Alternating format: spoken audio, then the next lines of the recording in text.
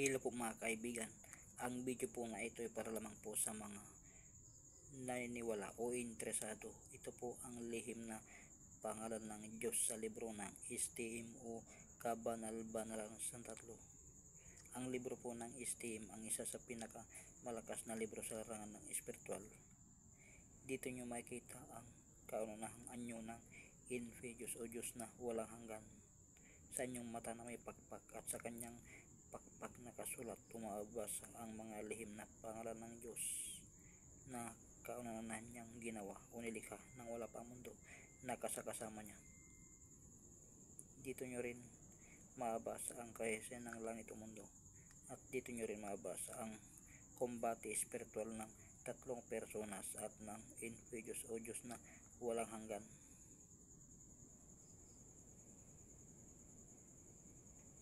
Mula simula hanggang sa kanilang pagtatapos at sa sila'y magkasundo at umakyat sa ikapitong susun ng langit.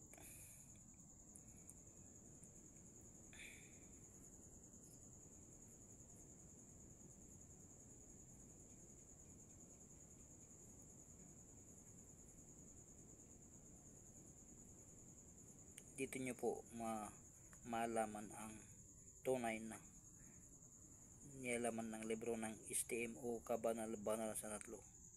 Nandito po lahat yung mga malakas na pangalan ng Diyos o lihim na pangalan ng Diyos na kaunanahan niyang ginawa o nilikha nang wala pang mundo na kasama niya. Napakaraming lihim na pangalan na kanyang ginawa o nilikha na kasama niya. Sa mga interesado o gusto ng ganitong usapin, subscribe po kayo. Pindutin nyo po yung subscribe para sa susunod na i-upload ko ay malaman nyo agad, dahil marami na